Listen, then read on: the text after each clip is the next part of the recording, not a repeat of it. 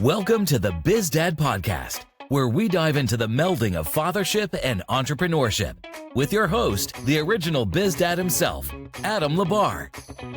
Adam is a Christian, a former Air Force officer, a dad to 3 amazing kids, a coach, a real estate investor, and a business owner.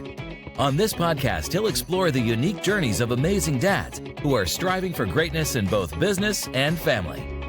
So whether you're a dad who is an aspiring entrepreneur, a seasoned business owner, or simply a man striving to be a better dad, get ready as the BizDad brings you conversations to inspire, challenge, and equip you to be a better dad and entrepreneur.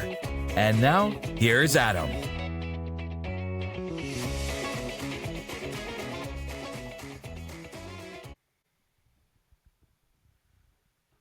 What is going on, everybody? Welcome to the BizDad Podcast. Today, I am stoked to have a conversation with Casey Gregersen.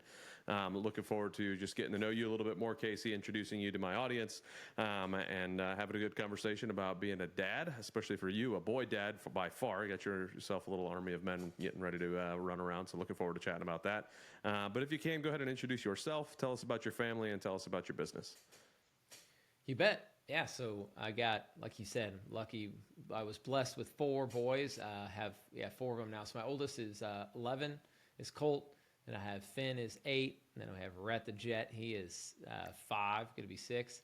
And then the baby Lane just turned 2 last Sunday. So anyway, got the 4. But awesome. Luckily, and my wife is Annie. She's the saint in all this, right? She didn't get the girl yet. She's about as girly girl. She was a pageant queen, like was Miss Montana, Texans cheerleader, and just she's actually coaching because I coach my kids in football. She's coaching the cheerleading team for my son's team, which is, she doesn't even have a girl, but at least she's getting to have a little bit of girl time, right? But she's the real hero in all of it. That's awesome. Yeah, I did not know that about your wife. So my wife and I, my wife's not a girly girl at all. She rides motorcycles, shoots guns. So we told ourselves if our daughter turns into a girly girl, neither one of us are going to know what to do. Like, we're just going to be a little lost, you know. So, but Casey, tell us a little bit about your business as well. You bet. So it's kind of my background is I grew up in Wyoming, and my undergrad was in math and chemistry, and I always tell the story is this. At that point, and I played football actually at Rocky Mountain College in Billings, Montana, and went there for 5 years. And unlike maybe some football players, I'm like, if I'm going to redshirt and be here for 5 years, I'm going to get as much out of this, many degrees and as much as I could, right? So I double majored in math and chemistry, had a minor in physics and Spanish. But At the end of the day, about all I could do with all that is maybe be a math teacher or a chemistry teacher. So fortunately, I got accepted into grad school at Wyoming, which I grew up there. I always dreamed of. Always wanted to go down to Laramie. So I went to school there, got my master's in petroleum, and that was for sure the first kind of game changer. And I was able to get a job right out of school at Shell in oil and gas. So I was a drilling engineer and completions. I worked out on like West Texas drill like rigs down to the Gulf of Mexico on like floating drill ships. So did a lot of cool, fun stuff. But all the while I was doing that, I was building up my real estate portfolio, which we could talk a lot more about why and kind of like why I hustled so much, because in oil and gas, it's such a volatile industry, right? Like we literally went through like 6 straight years of layoffs, and it was at least 10% a year. One year it was 40% got laid off. So I took action like long before that started happening and started investing in real estate. And that's where I'm at today. I actually grew it big enough to where I was able to leave my W-2, which we should get into that story. That was all family related, what finally made me leave the W-2, because I had a sweet gig. But ultimately I was having to make compromises with my kids and their sports. But anyway, I went full-time real estate just over 2 years ago. And yeah, it's been great since. We run, just really quickly, we have a direct-to-seller company to find our own deals, and mostly in Wyoming and Montana, but now we're actually doing across the country. And then we have our own construction company that does the repairs. We do property management in-house.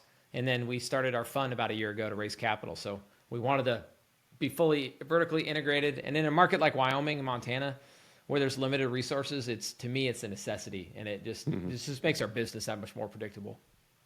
Yeah, I think the vertical integration is by far, that's always been something I've wanted to do. I'd always been so busy in other things that I didn't, prioritize that. But I've had some refocusing as of late, and I think that's a route that I would really prefer to stay under. And I'll definitely dig into that a little bit. Before I do that, though, I want to rewind a little bit to kind of know where you started from. We have an idea what you're doing now. Tell me what it was like for you growing up. Tell us about your dad, and like just so we can learn a little bit about what it was like for Casey growing up. Yeah, it's funny. I'm the only non-attorney, right? And like my dad was an attorney. And I don't know, some people picture, I didn't picture the typical attorney upbringing, like, oh, and now like today I see the stereotype of people who are attorneys, right? But that wasn't really my dad. He worked for the city. He was a cowboy. He wore his cowboy hat to work every day. Still does to this day. But again, he wasn't like some kind of big shot lawyer, and we definitely didn't have that much money growing up. We were, and that was probably one of the best things he did for me is like, I don't know, I just see it with my wife, and we just had a conversation like an hour ago about it. And it's like, she was brought up very differently, where she basically got everything she wanted, right? Versus we had an allowance, we earned our money, and I learned that at an early age to like save my money. Like I'll never forget this. Like we didn't travel much for vacations, right? We would get to go to Iowa. We literally would drive all the way to Iowa, and we're lucky if we went to the lake and saw grandparents.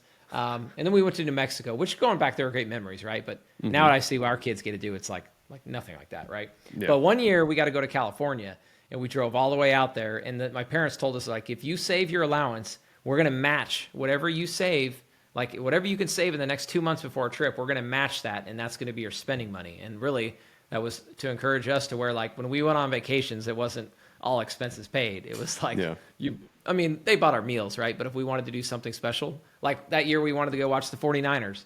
We went to San Francisco, and we're like, me and my brother love football. We're like, we want to go to a preseason in Candlestick Park, and we like spent our $50 of savings to go to that game.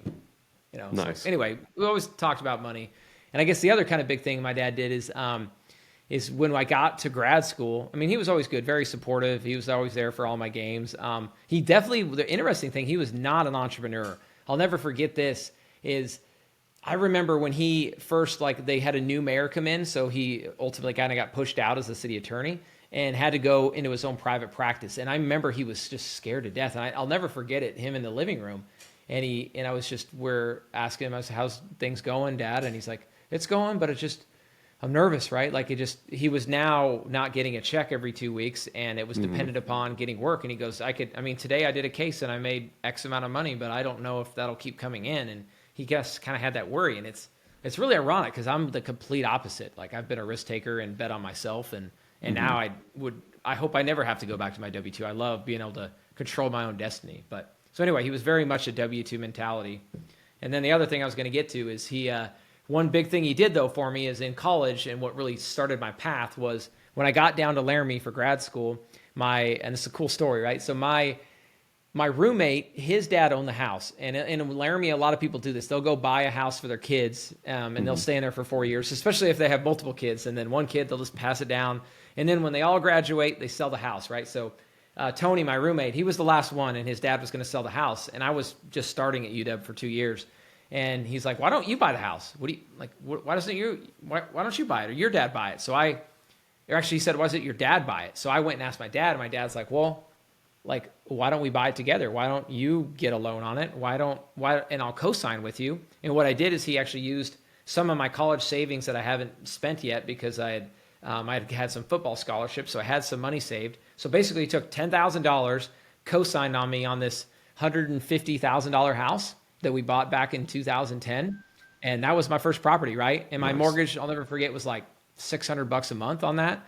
And my roommates instantly paid like $300 a bedroom. So I was covering my rent, making a little bit of cash flow. And that's really how it all started. And I'm really thankful that my dad thought to like go, because I don't think a lot of parents do that, right? And I've done it with my kids, but it's such a easy way to get your kids into the game, right? And that house, like 5 years later, I refinanced that house, pulled out $50K, went and bought my second one, and then it just started snowballing, you know? Yeah, that's awesome. When did your dad transition from the city to private practice? Yeah, good question. He was there all the time growing up. I think I was in high school. So that's probably around 2000. Okay. So high school, so you got to really witness what it was like for him to kind of go through that transition. You were actively aware of what was happening. Yeah. But he instantly got out of it though. Like he did it for a while and he immediately was trying to jump into something more. Okay. He actually ended up going and working for an oil and gas company and But yeah, he didn't want to do it very long. And then I remember once he had it, he was so happy to be kind of in a W-2 and have that stability. Yeah. It's crazy to kind of think of the mindset when when I look at my dad, he was the same way. Like, he was in the military for a long time, and then he broke his back and ended up having to get out of the military. And then it was like, okay, well, he did like odd jobs until he could find something else. And then it was like, okay, I need to find this job that's going to give me pay, that's going to give me a pension, that's going to be like this secure thing. And then you look at folks like you and I, and we're like, we'll figure it out. Like, we have these dads who are very, focused on that stuff to get the product of what you and I are, chasing real estate and trying to figure it out on our own. It's always interesting to kind of figure out how we got to that point. All right, so now just understanding a little bit of your background. Let's kind of move back forward now. So you go to college. What made you, with a dad as a lawyer doing all the stuff he did, kind of what made you decide that like math and chemistry was what you were going to chase down? Yeah, I've always been a math guy, right? And even it's kind of funny too, to this day, what I enjoy in real estate, it kind of goes back to it, right? But fundamentally, like, I loved math growing up. It's always my best subject. I got to college, and literally in college, like, you're like this. I loved sports so much, and I just loved it growing up, like listening to the Wyoming Cowboys on the radio. And my goal, I literally went to school as a communications major because I wanted to be a play-by-play announcer. I still would love to do it at some point, right? But that was what I went to school for. But in my first year, fortunately, was that my first year? Yeah. I think my first year, or maybe it was my second year, they're like, you're so good at math, why don't you at least take calculus? Because you got to knock out some math credits anyway. So I took calculus and did fine in that. And then at that point, at least I kept it going, right? And that's when I decided to major in math. And then that's what led me to engineering, right? So coming in engineering, and this is where, again, just trying to identify yourself. And I still remember too, being like, before I went to grad school, I'm like watching a movie one night, I think with my wife at the time, she was my girlfriend. And I'm like, watching some movie about guy and his job. I'm like, I can't even picture what I want to do. Like, I still didn't really see it, right? So I'm like, but I like math, and people say I should be an engineer. So went to UW, and then I started to, but again, I wasn't like excited about modeling and being like a true engineer, but I went and did it. And I just got good at, like, I always say I got good at understanding what I had to do in college to pass classes, right? I was not like this studious person, but like, I knew what I had to do to pass, and I did that, right? And that's probably led me into like just being a task-oriented, like, what does it take to pass, and what do I need to do? And I'm going to do that. Yeah. So I got into engineering, and like, even as I started working at Shell, and I was being a drilling engineer, and they're training us, and we're doing all these modeling, and they had, like, Shell has a very rigorous training program, one of the best in the industry, and we're going through all these engineering stuff, and I'm like, but when it came down to like equations and calculating math, like, that's the stuff and working in Excel, like, I love that stuff. Like, I could get into that. I understood it. It was second nature. But just being like modeling and engineering, I never really loved that. I really never loved it at all, right? But but what I also loved was getting into operations, right? So as an engineer, I didn't share this yet, but as an engineer, you go to the office to start off for like 6 months for Shell. Then they go put you in the field for a year. And what you do is you work for 2 weeks on a drilling rig or on a frac package or wherever you're on. Maybe you're on a workover rig, but you go out there for 2 weeks, and you're just learning. Initially, you're just learning it, and then your second part of your assignment, you're actually the guy in charge at night. So they have the night company man is in charge from 6 p.m. to 6 a.m. So I was in charge, and you learn it all, right? But what I did is I really liked the operations, and I probably liked the most is just getting to lead people, and I got a chance to kind of be a leader. And playing like in college, a quarterback, I always loved. I love being a leader, right? And I think that's been ingrained in me. So I really latched onto that, and then that's kind of another story of how I built the real estate, right? As I was working for 2 weeks in the field, and then I have 2 weeks off. So literally, as I was having my like evaluations and with Shell of like, hey, what are you going to do next? I'm like, well, one thing for sure is I'm not going back to the office and being on call all the time and not having half the year off and make pretty much the same amount of money. I'm like, I'm going to stay out here. Like, how do I stay in the field? So I literally stayed in the field in operations for literally for like almost like 8 years, bouncing around. And then I just kept learning more and more, becoming a better leader. And the biggest thing is I kept building out real estate. But kind of, I guess, to fully answer your question, now that I'm doing real estate and doing deals, I love being a closer, and I love talking and communicating with people. And I've kind of learned sales over the years and realized that's probably one of my superpowers is being a closer and being able to negotiate and build rapport with people. But I still, at the core, like, if I just got to wake up early and go underwrite a multifamily deal or build out whatever I'm doing in Excel, like that stuff still gets me going. So I just at heart, I'm a numbers guy, and I always have been, right? I definitely never was attorney though. I've never loved reading, and I've never loved like, all right, let's go. Like I still pity my brother who had to go through law school and read all that and memorize all that. Like, forget that. Like, let's do numbers and let's talk to people. Yeah, no thanks. I have a criminal justice degree, as useful as that has been for me. And I remember still taking some like pre-law classes where you had to do like all these legal briefs and everything. And I was like, because there was something about being a lawyer that intrigued me, but then I just start reading some of that stuff, and I'm like, no, I've got no desire to sit here and read a case brief and, like do this analysis of this case brief and all this stuff. And then also when I was doing the case briefs, like you read the summary of the case and then you read the whole case, and then it wants you to give your own version of the summary in this specific method. I'm like, there's already a summary written of this case. What am I doing? It just never made sense in my brain on all the excess work that was being done. But yeah, numbers for me has always been something that I enjoyed. And I didn't like literally driving back from just like an hour ago, I was driving back to the house. And I was thinking about the election and all the stuff, because we're recording this 2 days after the election. And I, for some reason, remember, and I didn't remember until now, like 5th or 6th grade, I ran for class treasurer. And I never, like, I was always really good at math, the same thing, like you were saying. And I was like, holy crap, I forgot that I did that. Because I never really, like, I always knew I was good at numbers, but it never really clicked, because I joined the military right out of high school, and I went and worked on aircraft. Like, it wasn't, I didn't use my math skills until I started doing real estate stuff. That's when I realized, holy gracious, not everybody thinks about numbers like I do. Like, that's crazy. So as you were kind of realizing, I mean, you obviously already knew, but as you were jumping into the real estate stuff and doing that full time, like, did you do like this major analysis of how you stepped away from your W-2? Because I was always an analytical guy. My brain is always analyzing, how do I do this? What places do I need to go? Like, what numbers do I need to hit? And that's how I figured out what I needed to do in real estate. Is that something similar to what you did? Like, as you were looking at your W-2, like what metrics do I need to hit? Did you like analyze the whole thing and then have the conversation with your wife? How did that kind of whole switch from W-2 to full-time go?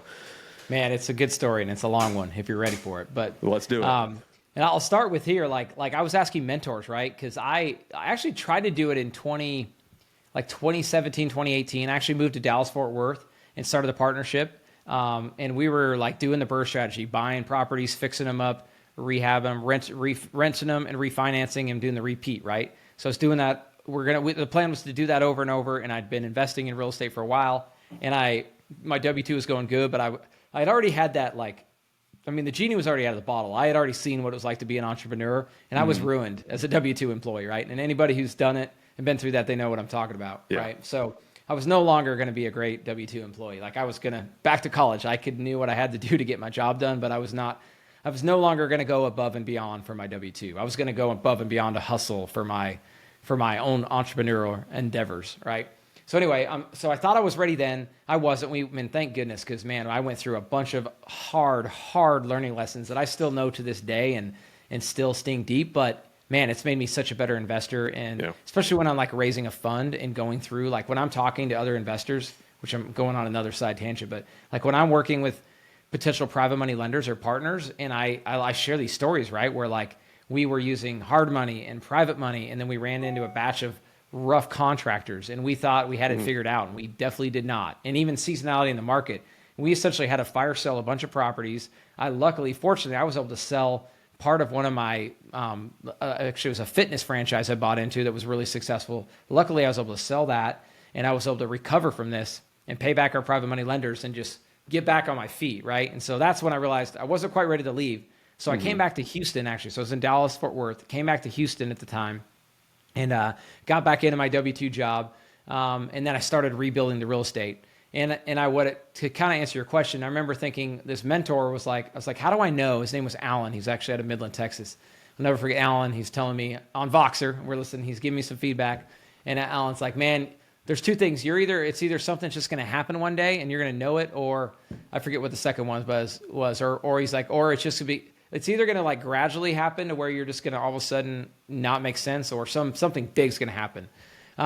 So what it was for me is like, there were a couple things, like back to numbers. The answer was, I started tracking my cash flow a couple years ago, because when you fix and flip, your cash flow is all over the place. Yeah. And it's so stressful. And if something doesn't close, like that's like $150 to $200,000 you were expecting to come into your bank account that doesn't.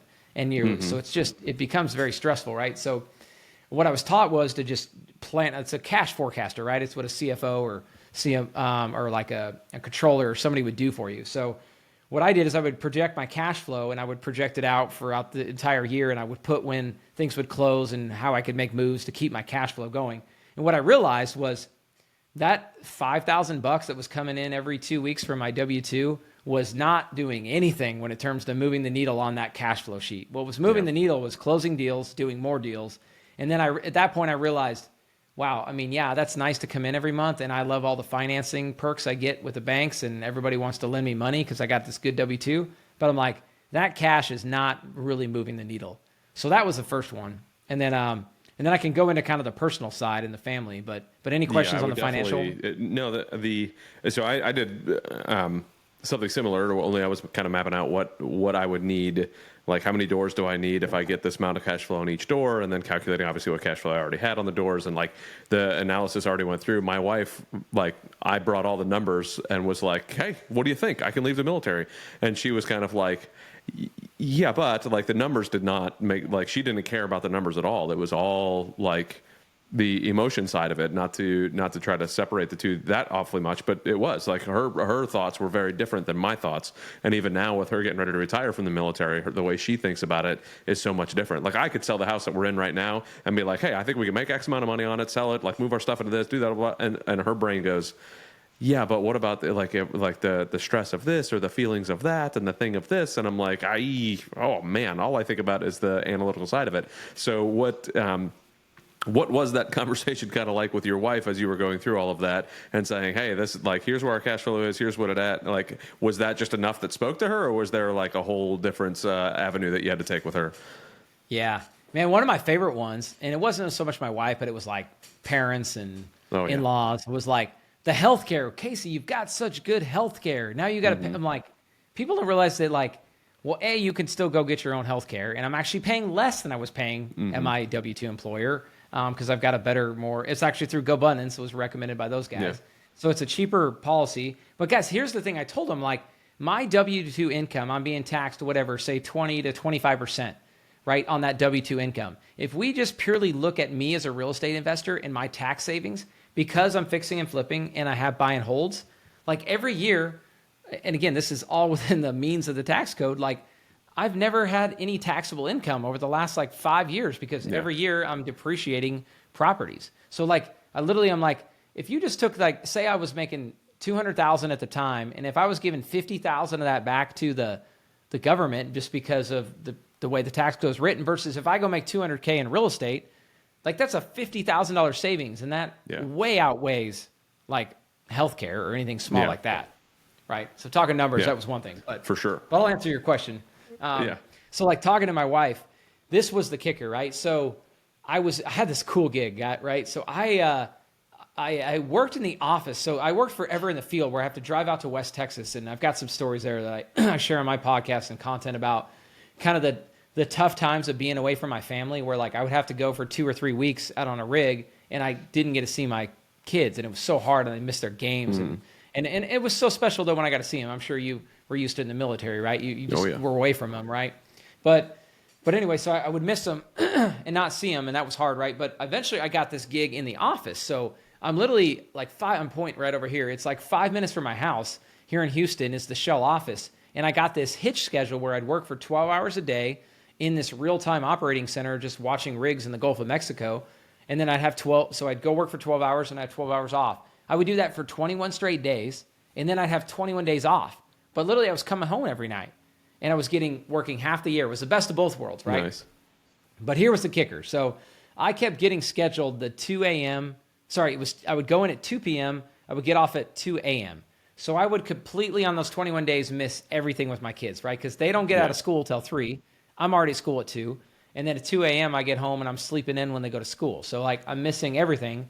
And the biggest thing is what's become really important to me having kids is, and just being a sports guy, it's so much fun coaching them, right? And being with them on the field. I've had so many incredible memories. And one of the biggest ones was I kept getting scheduled like that, and I was missing all their games, and I couldn't coach them. And it was just devastating.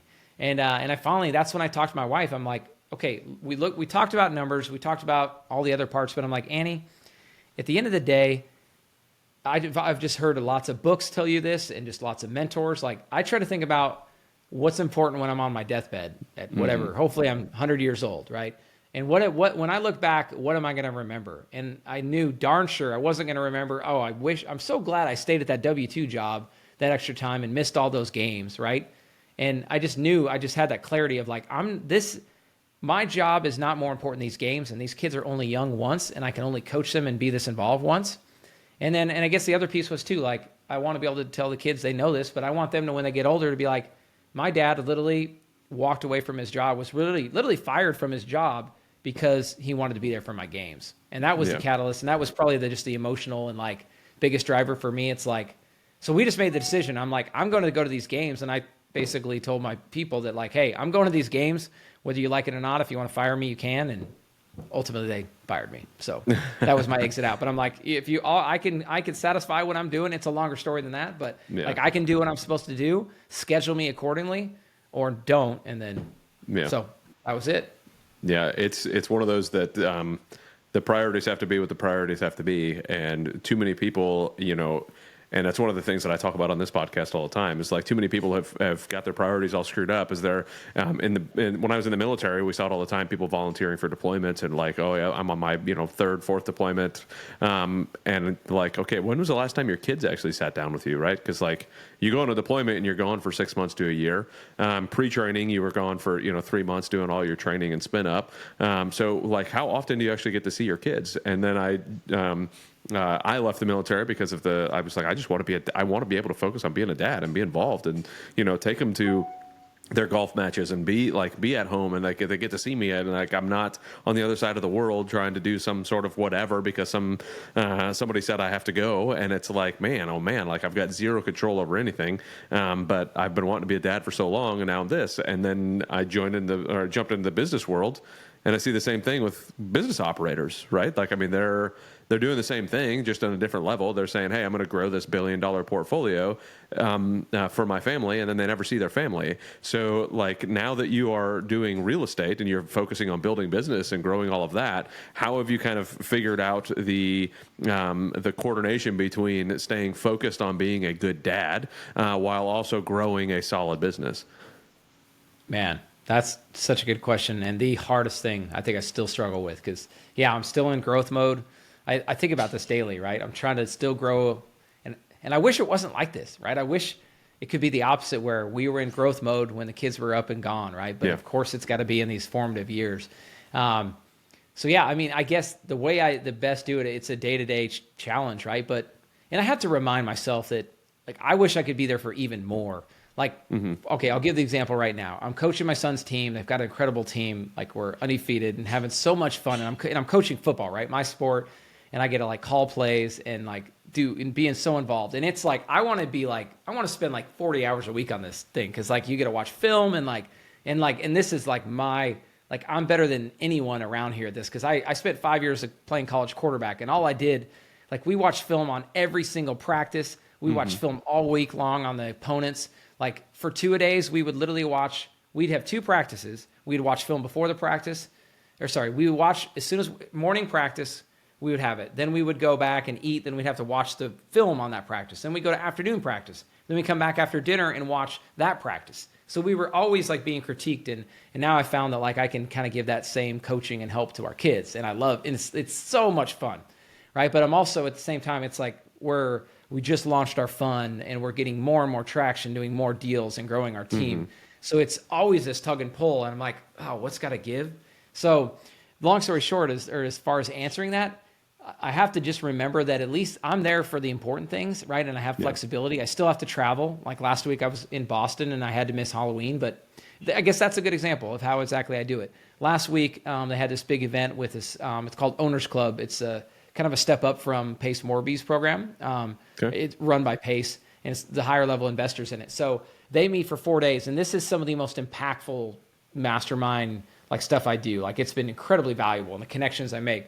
But it was like over Halloween, and Halloween was Thursday, and Saturday was all my kids' games I was coaching. So I'm like, literally, I'm going to miss both. So I'm like, well, what am I going to do? What's more important? I got to figure it out. So what I did is I went to the first 2 days. I missed Halloween, but I'm like, I'm going to be there Saturday to help coach my kids and be there for part of it, right? So you make a little bit of a sacrifice, right? Like I would love to be there for Halloween. That was really hard because that's one of my favorite holidays, and just the kids are only young once. But I'm like, you know what? I got to split it up. And I think it just happens week to week and day to day. Like at least I'm able to be there, and like I can cut out at any point during the day if my kids have an event at school or they have an event where I can go be on a field trip. Like I can do all those things. And I guess the biggest thing is getting out of that W-2 mentality, right? And that's why I have to remind my wife that, yeah, things are, sometimes I got to work longer hours, but I get to control my own destiny now. I got to set my own schedule. And at the end of the day, I can pick the things I want to be there for and constantly balance it, right? Yeah, and I think that's, it's, I'm picturing in my brain the Jesse Isler's big calendar. Have you seen that? I don't know if you know who Jesse Isler is, but yeah, he's got that huge calendar, right? And I picture, you have one over there, huh? My wife just ordered it for me. There it is. I love it. Yeah. So I picture just kind of, and I've been thinking about getting one for the last couple of years, but just having that up there and already pinning down the most important times and never letting anything control those, right? Never letting anything get involved in those. And that was one of those things that it was hard for me at the beginning when I was asking some of these questions a few years ago, and they were like, well, no, you got to put that family time in the calendar. And I was like, my family's not a spot on the calendar. My family's my family. And they were like, no, like you're not putting them on, you're not fitting them into your calendar. You're protecting that time from being able to be touched by anybody else. Nobody else can book on that time of the calendar because you have that time set apart. And I think the way you said that is super valuable in going, you know what, there are things we're going to have to do. There's going to be deals that we have to just fly up to go see, or there's going to be phone calls that we just have to make that might be in the middle of something, or whatever. Like I brought my family out to ADP Icon, so the education company that I help run in. We had our conference in Denver, so I drove. The whole family came out. They got to spend time with me. We spent a couple days early, doing stuff. But when the conference was on, the conference was on. So they got to go see a new state, go see new things, go climb some mountains, go have some fun. But so it was super important for me to bring them along on the travel. But when it was game on, and it was time to stay focused. And they went off and did their own thing. So preserving that time and having that open relationship or that open communication in your relationship is super important. How do you and Annie kind of have that communication and knowing, how does she have any issues with what you consider important versus what you think is important, and how do you guys kind of decide how to interact with each other on the importance of the involvement in certain things with the family and the kids? Yeah, it's a constant thing we're still working on every day, literally, because it's her priorities could be different than mine, and she sees the world through a different lens than mine, right? She's an elementary education major and taught, but we quickly realized that, especially as we started having a family, that it was not economical for her to be teaching. She should be helping out the kids, right? And that's what she's passionate about anyway. So we've kind of, but she doesn't kind of live in my world where she doesn't have, literally, it's funny. I was just 3 hours ago at lunch thinking, just how she thinks, and she's like, I want to make the house a home. We got our dream home. And I'm like, yeah, we got our dream home. So we need to go make more money. Right. And we pushed ourselves to get this home. Right. But she's like, no, I got to make it a home. I want to do that for the kids. And it's just a different world that she doesn't have the same mindset that I have when we spend money. I'm just thinking I want to go make money. And then it's a tug of war. We make some money, then we can reinvest it and save some and build. Right. That's how I kind of compartmentalize and do it. Versus she doesn't live in that world. So, but also she brings a good perspective of hey, Casey, it's not, because if it was up to me, I would spend nothing and I would save everything and I would reinvest everything. And I do like to travel. So I do like to spend money on travel and food and whatnot, but I would live in a bare bones house and I would live very simple. Right. And then, but she helps think about, hey, enjoy the now. Right. So yeah, so it's a constant balance between what we're going to do and getting our inputs, right? And the other thing I would say is just planning, right? Going into the week and planning what is going to be our priorities this week. Where are we going to spend our time? What do we have to do? Where do we have to be for the kids? Where do I need to show up for her and the kids, and planning that out? And we're still getting the habit of it. I would think with 4 kids, life is chaotic, right? But I think that's been the biggest solution is once a week. We try to do it on Sunday nights, like plan it out and then stick to the plan. Because if you don't, man, life's going to take over, and you're just going to go with it. So if you don't take some time to plan, it's going to take over. Yeah, for sure. Has that been something that you guys have always kind of done, like, even before kids? I mean, you guys were married for like a year before you started having kids. So, I mean, there's not a whole lot of runway time before babies start coming. But is that something you guys kind of discussed while you were dating, and how you guys worked out that that ability to plan and communicate about that, about the future? Yeah, we definitely something we've learned over the last couple of years. Honestly, it's been reading. She likes listening to podcasts. I like reading and different books, and and just good mentors. Just being like, hey, if you don't plan, like that's, and I still am working on that, right? Like I'm trying to, I've just inherently, like, I've always just been a doer, and I've read enough books and to where, like, just doing to stay busy. And a lot of people too, sometimes, like, just staying busy on something that doesn't push you. That was a great thing I even heard again last weekend from Pace Morby. And he's like, he's like, me not doing, like, me just going and being busy is sometimes being lazy and not being like, hey, what actually is the hardest thing that only I can do that's going to move the needle the farthest? And that's how you stretch yourself, because it's really easy. And this is like next level, like, right? Like some people I find are just scared to be entrepreneurs because they don't even know what to do with their time. And they'll just be like, oh, crap, no one's telling me what to do. What do I do? Right? Like the next level is like, I know I've got 100 stuff to do, and I could just start doing, and I'll go and I'll hustle and do it. But am I intentionally doing what only I can do? Can I be delegating things? Like books like Dan Martell's book, right? Buy Back Your Time. Incredible books, right? And they're just teaching you, like, you got to figure out what you're best at, right? And then you got to delegate the rest. And you got to really critically think about where should I spend my time? Because it's super easy to just go make yourself busy. Yeah. Yeah, I sadly, when I was in the military, I was very good because the job that I was in when I separated, like it was step by step. I was doing investigations and counterintelligence and that type of stuff. So like I already had kind of a map of what things were going to look like as I built it out.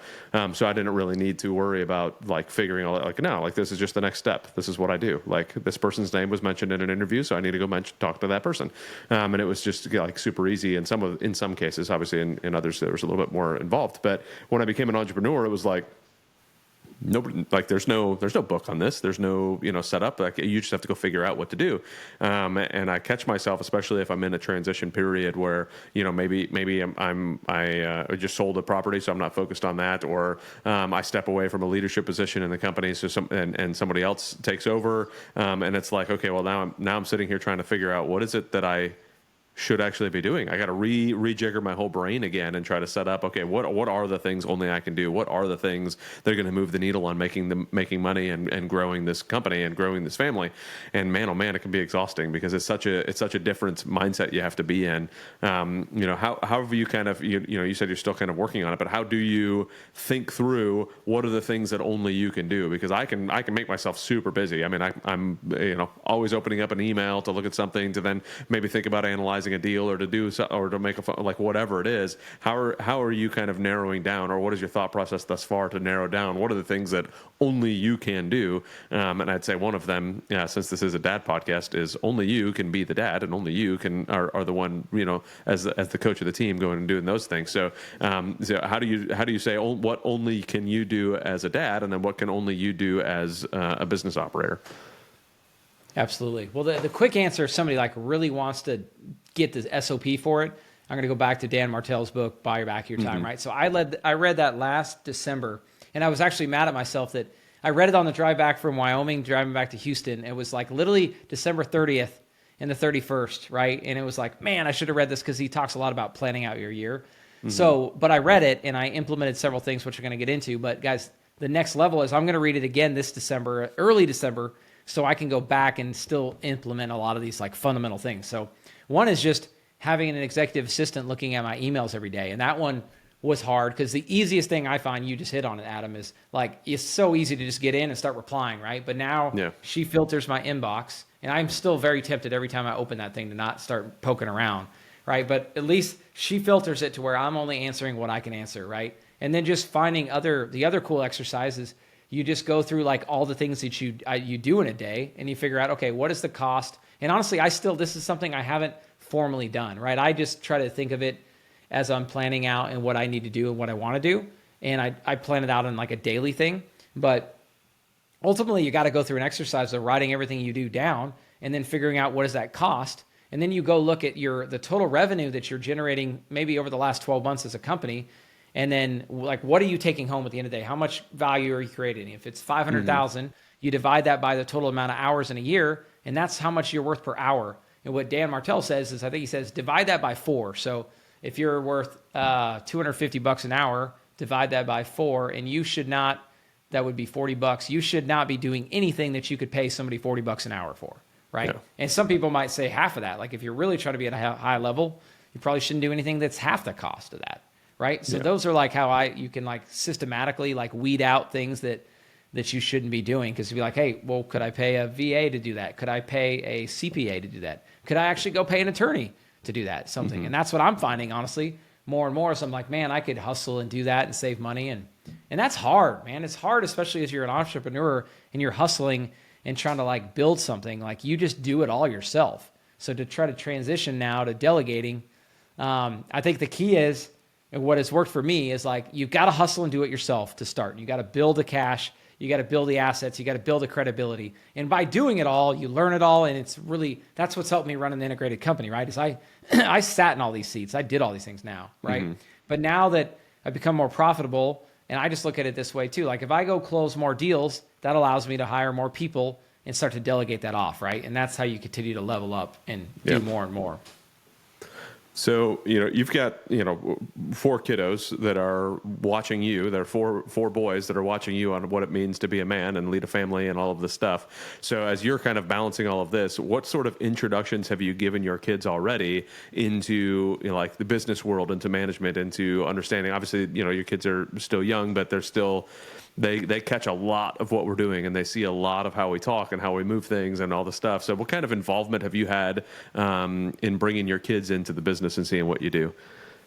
Yeah, it's cool. And it's funny. Like you said, they just ask little questions every once in a while. It's cool. And I need to do it more often to get to like test their understanding and see what they are picking up. But like one easy one is, and this is a hilarious story too. My son, I'm like, hey, I showed him some like reels of people like their kids being cold calling on Instagram. So literally my 11-year-old, I've had him actually do cold calling before, where he calls sellers. I'm like, hey, here's how you do it.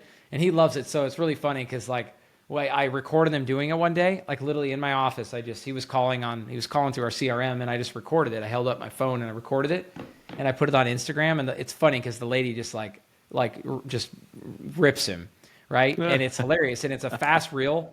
This reel has like 8.7 million views. It went completely viral. It was incredible, right? So that got him hooked to where he's like, all right, I want to call more people. And because he was always like, I want to get my first yes, because he was just constantly people saying no. Why was this kid calling me? But so he was kind of getting that little introduction into persistence. And then I think too, just like they just go by the projects. Like, I mean, my wife still hates it, but like anytime we go up to Wyoming or Montana, like we constantly check on properties, right? We go see how things are going. He gets to see, like the kids get to see what's going on. And I know I probably haven't really pushed them too much on like understanding it, but they're getting to see that. And then I think just financially, right? Like getting them to save their money. Okay, here's probably the best one that I could share is he's my oldest one. When he turned 9, I actually, like I was told, like I was done for my dad, I bought him a house, and I basically said, hey, and I bought it on creative financing with no money down, right? I bought it. The seller, I was able to go get a loan, and then I got the seller to carry back the 25% down payment. So I got into this house with no money down. I'm like, okay, this house, it's on like a 25-year loan. So, and it cash flows every month. And then what I did is on his 9th birthday, I gave him the house, and I took pictures of it. And every time we go up to Laramie, he gets to go see it. And the goal is, by the time he gets to college, this thing should be pretty close to being paid off. And it'll also have some cash flow from it. But actually, we're using the cash flow to snowball it and pay down the private money part of it, right? Or sorry, the seller carryback is, let's call it $200,000. So we're going to try to pay down that as much as we can. And then when he gets to college, he can have that house. He could go live in it. He could do a refinance, cash out, and pull out some money and go reinvest it, or do whatever he needs to do. But that was like the first asset. And I want to do that for all 4 boys. Yeah. That's something that I've been talking about doing is buying each of the kids a house and showing them kind of what it means to invest and what it means to have an asset and what it does for you. I mean, we've got the kids cash flow game too, and I need to reintroduce them back to that because that was fun just to kind of watch them play it. I mean, my son just about kicked my butt in his first time of playing Monopoly too, so I was like, he's just got this interest in it.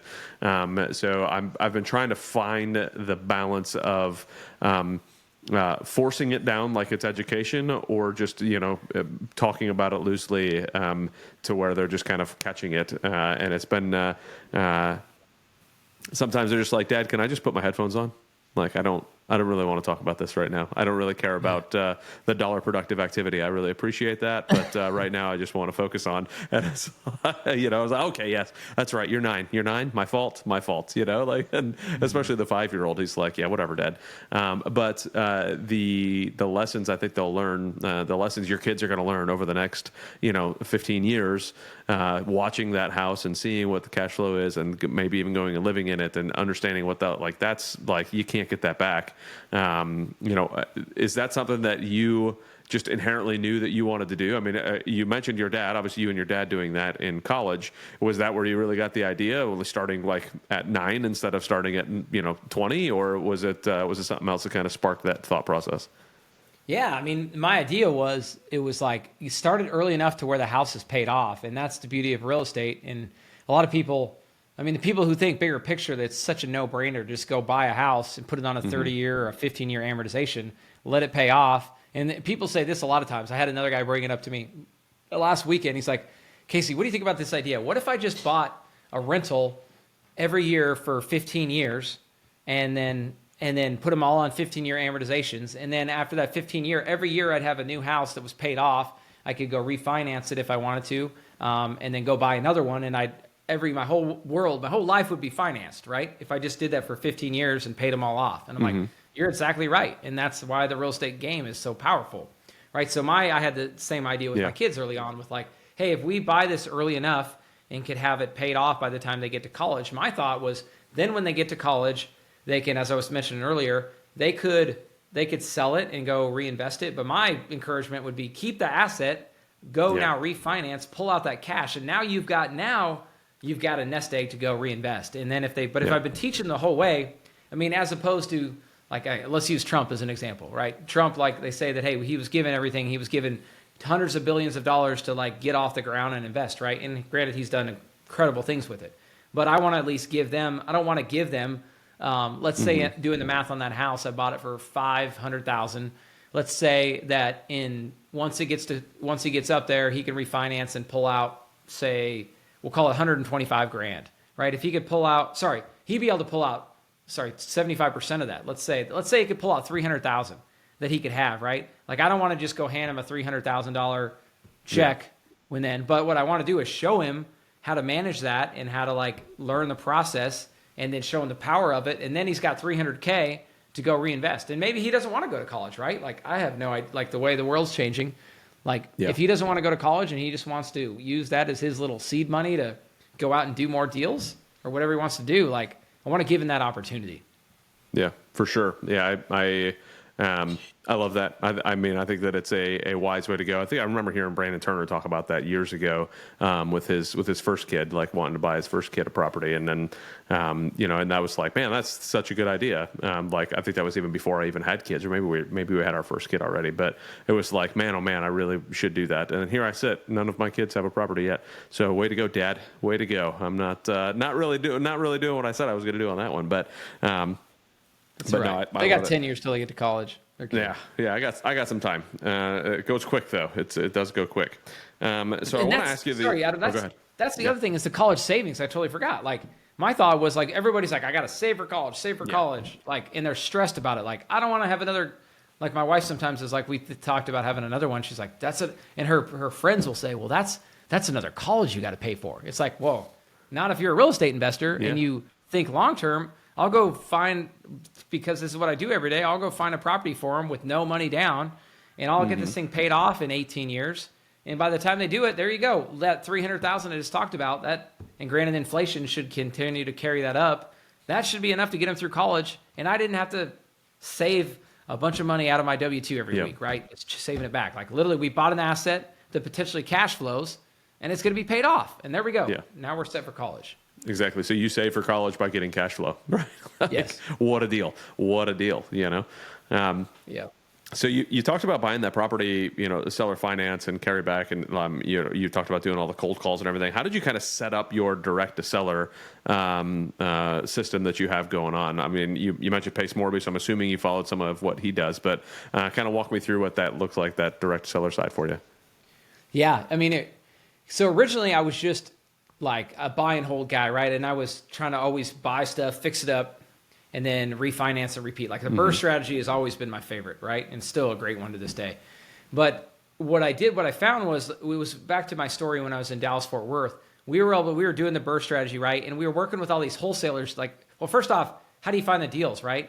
Back in 2018, 2019, you could just find some on the market. I mean, in Dallas, Fort Worth, we were trying to buy them from wholesalers, right? But what I was doing is I was finding that my numbers were way better up in Wyoming, and I was just having more success. But there were no wholesalers, so I'm like, well, here we go. Why don't I become a wholesaler? Why don't I figure out how to go direct to seller? So the first thing I did is I joined this. It was the first mastermind I ever did. It was called REI Game Changers. It was with that Allen guy that was talking about on Voxer and his partner James. They're out of Midland, Texas, of all places. And the funny thing is, I actually gave a presentation in Midland on the burr strategy back in like 2015. It was one of the first times I ever did a group presentation, and I just was talking about how we did the burr strategy. And James and Alan were there that night, and they were like, man, this is exactly how you should be doing it. And they're like, hey, we're starting our own wholesaling company, and we're excited, and James is going to do the marketing, Alan's going to be the closer, and they just started, right? So then 4 years later or whatever, I called them up. I'm like, hey guys, I want to do some direct to seller marketing. Like, do you guys mind? I don't know what CRM to use. Like, where should I start for direct mail? They're like, Casey, we actually have a program for this. And initially I'm like, oh, all right, here we go. Going to get sold on a program. But I was skeptical, right? But anyway, I mean, once I looked into it, I invested like $11,000 into this program for like 6 months. And it took not even one deal to pay for that. It took like literally one direct mail campaign where I probably made at least 50 to 60 grand on the wholesales and fix and flips I found. So like, then it was on, right? Then I learned the process. And that was kind of my first mastermind that's like basically compounded. Like from there, I jumped into Collective Genius, which is a really high level one now I'm in. And then I also joined Pace Morby's community on creative finance, because I've always been doing a lot of creative deals. And now it's one of my favorite things ever to do, because I love closing. I love thinking on my feet. So that's one of my favorite kind of things to do, or favorite ways to negotiate. So I jumped into that one. And then I joined GoBundance and a couple other groups. But ultimately, like, doing that first step and building out that in my company, and then you just get better and better, right? Like, and some people are like really good at wholesaling. And I've had to have this kind of realization that like some people, all they do is they just get really good at, like, they know their KPIs of like, if I send out this many pieces of mail and I get this response rate, I get this many leads, this many appointments, they track it, everything down to the T. And we do that as well. But what I found is, I'm also running a fix and flip company, and I'm also running property management, and I'm also raising money for big multifamily projects, right? So getting pulled different directions. So like our direct seller company, I think is great. We close plenty of deals for ourselves. But I guess my point is, like, there's a whole nother level of like just getting really good at direct to seller. And we're always continuing to strive to get better in that. And I guess that's what the reason I brought that up is I've been in these masterminds for years, because if you want to go direct to seller, there's so much you can do, and it can be so overwhelming. But what I found is over the years, we're just constantly like refining and getting better at each thing, right? Like right now, we're getting really good at, like, I know exactly what my cost per lead is on every single marketing channel, and I could do that over 3 months or 6 months or whatever I need, right? But I didn't have that initially, and not everybody's going to have it, right? If you think that you're going to go track and be perfect from the start, I've always been about just go create action, go do it, and then refine it later. Yeah. I think that there's no substitution for actual action, like jumping in and doing something. So, if you wait for all your systems and all the timing and everything to be perfect, you're never going to actually execute. You're never going to do it. There's no substitution for execution at all. So, I love that. And I also appreciate that you said, hey, I spent $11,000 on this program, which some people listening may think that's nuts. Some people around are like, oh, I'm never going to pay a guru to do all that. And it's like, you don't understand what you're giving up. Like when you pay money into a program, you're more likely to execute on that program because there's a little bit of tie involved, right? You're like, I'm not going to say that I wasted that money. And B, yeah, you could probably go and learn all the stuff yourself, do YouTube University, go figure it all out. But you're getting yourself around like-minded people who are driving to do the same thing, which is one of the same reasons I do this podcast and I have a BizDad community, is so that you could be around like-minded men who are trying to be better dads and business owners, right? So like you pay into something like that, you do something like that, you're around those people, and it makes a huge difference. And again, one deal, you easily get that 11,000 back. So I think people shortchange. I don't think anybody that I've had interviewed on here, because a lot of folks are in GoBundance, but people shortchange the paying for those types of communities and those types of masterminds. Like, it is a massive game changer when you actually execute on it and you spend that money and put it to work. So I love it. When it comes to the kids, like I can't help but sit there and think, you've got 4 kids, you've got a wife that's running around doing your thing, you're running the business stuff. Like how do you look at what the future is going to be with them and your business? How do you I hate the word balance, but kind of balance mentally again through this growth phase? We've hit a little bit on it before, but really through this growth phase, bringing in the kids, exposing them to as much as possible, keeping a solid relationship with your wife. You have a podcast, The Fund, all the stuff. Like, how do you still ensure that you have a solid relationship with your wife and a solid relationship with your kids, so that no matter what, because one of my biggest fears is that my kids find somebody else to talk to about a problem other than me. There are going to be times where they're going to. I totally get that. But I want me or my wife to be the first person that my kids think about when it comes to a problem. So how do you create that relationship with them and keep that relationship steady with your wife to make sure that no matter what, you're always a pivotal, cornerstone in their life? Man. Yeah, a couple things. I'll go back. It's still sitting behind here. So one is the big ass calendar, right? Yep. Put it on there. Plan it out. Like I said, I planned out my year last year, and I can't see it though. Today we just had the conversation because this calendar came in, and I'm like, Annie, I got to see this thing like in my office. And she likes, the office has got it's like it's not the focal point of the house, but there's this big window. Everybody can see it. Uh-huh. Like she's like, they can't see your big ass poster in our window, Casey. I'm sorry. But what we compromised on is I got to have a whiteboard that rolls in that I like to teach on. So I'm going to put it on that way I could see it. So just visualizing it, building it out and visualizing it. And that's the big part of the calendar. So the big ass calendar is separate from Dan Martell's book, where he plans out your year. And that's really fundamentally how I plan to ensure it, is like, you're going to build that in, and you build out the family stuff first. Like, what is the one thing, like, what are the things you want to do this year as a family, and what is the things you want to do as a professional, and you put them all on there. You build that out. So I think it's putting it out, making it visual, and following it. And then my other piece is, I think, just continue to, and I talk to my wife about it all the time, but it's like, I know I'm building, but the more I build, the more I can buy back, I keep saying buy back my time, but I literally can buy back my time, right? And I can hire more people to do things. And then I can, as you said, like, I use my calendar to put in more family time stuff. So eventually I shouldn't have to be still working 60 hours a week to make this thing plug along. I can work a little bit less, hire more people, and then I can carve out more time for her, more time for the kids, more time to do other things, and just build it into my schedule, right? But to me, it's like, I've got to continue to produce in my business to grow it to where I want, and be able to ultimately hire the people I want. And it goes back to that thing I said earlier, like, I've got to always be challenging my time, right? I could spend all day answering emails and doing the little tedious tasks, doing underwriting that I like to do, looking at numbers, right? Or could I have an analyst do that?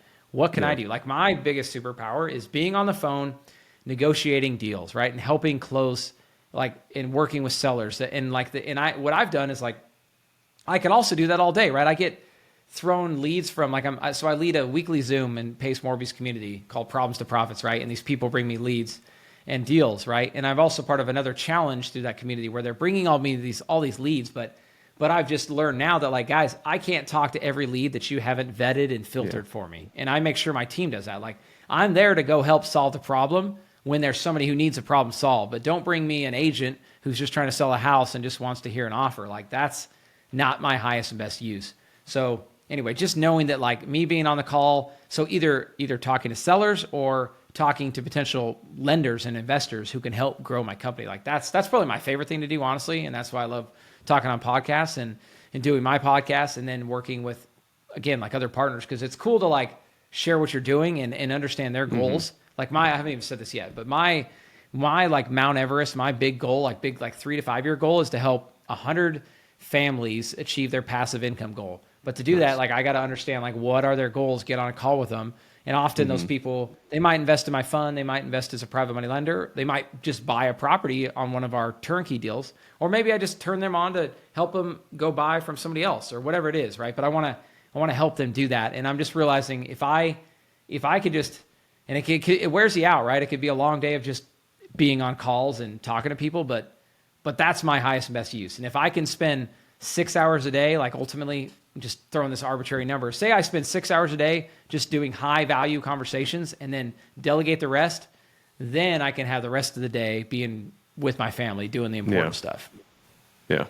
Yeah. I mean, I started homeschooling. We're on our second year of homeschool. So I'm super involved, and I catch myself, and it's a constant calculation in my brain, because I catch myself going, hey, I really want to spend more time and doing all these things and, helping with this or doing that. And then I'll spend the wrong term maybe, but too much time doing the kid stuff that I don't do some of the business stuff. And then the kids get used to having dad do more of that stuff. And then when it's time to really focus in on the business stuff, I feel like I'm neglecting them on the kid stuff. And it's like this constant tug of war in my brain, because obviously I have to do business stuff to be able to bring revenue into their family. But I also want to stay, doing all this stuff as a dad. And it's like, man, oh man, because like, dad stuff's not replaceable, but yet neither is some of the stuff that I do on the business side. That's the whole purpose, is like, it's like such a, and I don't think there's necessarily a right answer to it. It's kind of whatever we could do as dads and as families, and, talking to our wives and saying, hey, what is it that you feel you're missing from me? Because there's going to be somewhere where we're missing, in one way, shape, or form. So, I was chatting with somebody recently about preparing to get married, and I was, like the biggest thing I kept harping on over and over and over again was communication. Like I want to communicate with my kids constantly, communicate with my wife constantly, so that no matter what is going on, like there's going to be a season where, you're not really going to see me. Like I'm going to put the shades up on the window, and I'm going to just be working my butt off in here, because that's the way it's going to be, but because that's the way it needs to be in that season. But if you don't communicate it, then like just, the family's going to feel like they're just used and abused and ignored, and it's, I don't want that to happen, but no, go ahead. I was just gonna say, a mentor of mine summarized it like, because we were asking the same question, right? And he's older, like he's built up this mastermind, and he's like, he tells us, he's like, us like 30 to 40, or say there's some, like, I would say we're the 20 to 40 year olds in the room. He's like, you guys, there is no such thing as balance at the point in your lives. Even though you have kids, like there isn't. It's a constant teeter-totter. It's going to swing, right? You get it with time, and it's just the nature of the beast. But if you can thrive and do your best on that teeter-totter, that's really all you can do, right? But expecting you're going to have perfect balance is not realistic. Yeah, and I think the word balance is a misnomer to begin with. Like there's no there's no such thing as a balance in that front, and I don't remember who it was I was talking to on the podcast, but he was talking about how balance is more of like a seasonal balance than a daily balance. Like there's no, like you're not going to get 8 hours of family time, 8 hours of work time, 8 hours of sleep, done. Like that's not life. Like that's not how it's going to work. But you're going to go through seasons again where you get to just spend a ton of time with the kids because of the way you set your business up. But you set that business up in that way because the previous season was a lot of work and you were heads down and you were working your butt off. But again, if you're prioritizing those certain things, there's some things I just don't want to give up. I don't want to give up if I have to go on a business trip. I don't want to give up bringing my kids. I want to be able to bring them on every trip that I can. There are some trips I can't, and I get that. Like that trip I was just talking to you about out to Denver is my little my 5-year-old son was like, man, I don't know why we came. Like we didn't get to see you at all. And then I went through this list of things that we did the first couple days, and I was like, and not to mention they drove with me out to Denver. We did a road trip to Denver from Florida, and I was like, hey, here we get to spend all these days on the road talking, doing all this stuff. And then he was like, oh my goodness, we did get to have a lot of fun. And I'm like, yeah, your 5-year-old brain only remembers me being gone and, doing all the stuff. But man, like it's so important to use the time that you can with your family, use the time that you can with your spouse. You're not going to get it back. So use everything you can for it. But Casey, I know you got to get ready to run. So before we let you go, is there anything that you wanted to definitely get across that we haven't yet? And then also, well, I'll leave it there first for that. Anything that you wanted to chat about that we haven't yet, family, business related?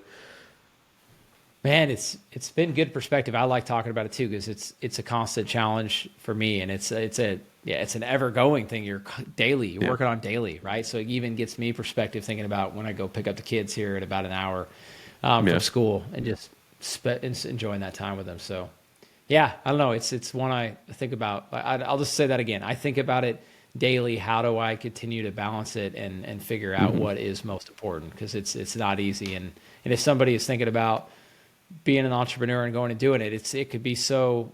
It's a double-edged sword, but in a good way, right? Like there's gonna be times where you can't just shut down like a W-2 job. Like some job, as your W-2, you had the luxury at the end of the day, you could go home and if you didn't get it done, then that's what it is. What it is like. But when you're an entrepreneur and you got to close deals, it's impacting your bottom line, and sometimes you got to hustle, right? But on the other side of that is you get to dictate your schedule and you get to have the luxury of doing what you want to do and being there for the important stuff. So I wouldn't trade it for a minute what I have now, and I'm just so thankful that I hustled, and I guess that's maybe what I'll kind of wrap up with is like I teased it earlier, is helping 100 people achieve their passive income goal. I went through it. Like as I mentioned earlier, I was in oil and gas where they were constantly laying people off, and so my goal now is like I want to help. Because here was the thing is when we were going through all those layoffs, I'll never forget, I had a conversation with my boss, right? He had like given everything to Shell, and he was so loyal and he was so well thought of, and everybody was like, his name was Oscar, and like he was a great mentor,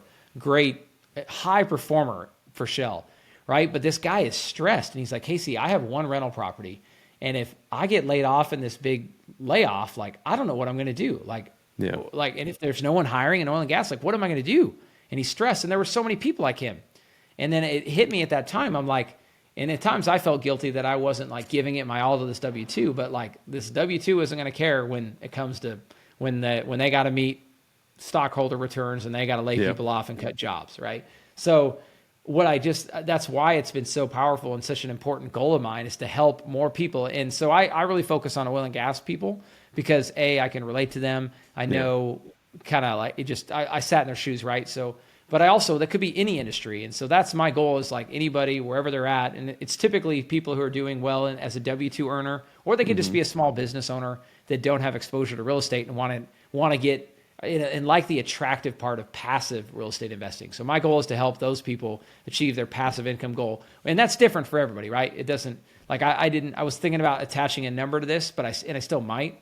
But my goal is I want to have a conversation with people. So if anybody's interested, I'll definitely share my social media and how to get a hold of me. But if you're interested in like figuring out your passive income goal, that's where I want to help you people. Because I just saw all those people and I didn't have to have that stress. So back to that story of my job, my boss, who was this high performer, I didn't have that stress because I had been hustling and built out all these passive investments. And I had this nice off ramp. So my goal is to give other people that same off ramp. Very good. I love it. And that leads right into what my last question is going to be. If people wanted to reach out to you, obviously, wealth of knowledge, exciting stuff that you're doing. What is the best way for people to get a hold of you if they want to reach out? You bet. I think the best way is to check out my YouTube channel. It's really easy. If you spell my name, youtube.com @Casey Gregersen. You just got to spell it with all E's. So there's a ton of stuff I share on my YouTube. I think that's just a good place for people to go learn more about what I'm doing. But also, if you like taking in social media through Instagram or Facebook, follow me there. I post stuff daily. And to your point, Adam, like if you got, I think your listeners would love it, right? Because I've just learned over the years that not everybody just wants to hear me talk about real estate all day and build real estate reels. So the way I changed up my content is I show coaching my kids. I show like the daily chaos of having 4 boys, right? Yeah. So you'll get if you guys really want to connect with me, I'd love to, if you guys follow me on Instagram, because just in my daily stories, I like to be an open book. And I think that's just helped me connect with more people and help me ultimately, and especially when it comes to raising money, like people, I will tell you one more last story or one more last statement is like in raising money for my fund from passive investors, like by far my avatar, I mean, I love oil and gas professionals. I've done a lot there, but the real secret is the dads that I coach, right? So I coach their kids. They see what I'm all about. They see how I lead their kids. They see my patience. They see just my organization, what I'm all about, right? And those, I've raised more money from basically the kids on my team, their dads, into my fund than any other source. So I bring that up because that's what I try to do with my social media, is just be like, hey, this is me. This is what I'm all about. Because when people go to invest, they invest in somebody they trust. So anyway, I would encourage anybody to find me on Instagram, Casey Gregersen, Facebook, or YouTube. Love it. Absolutely love it. Thank you so very much, Casey, for jumping on and having a good conversation. It was great to get to know you a little bit more. Looking forward to hopefully getting to know you in person. I think we've met once or twice, but it's hard to remember, especially when you're at a GoBundance event when there's a bajillion people running around. But if you're going to be out in Utah, I'll be at the Utah event. You going there? Ooh, I won't make it to Utah, but golly. But all right, fine. But I'll be up there if you change your mind. But it was a pleasure getting to know you a little bit more, Casey. Thank you again for jumping on. And everybody who listened, please like, subscribe, reach out to Casey. Go like and subscribe all of his stuff as well. And we will see everybody on the next show.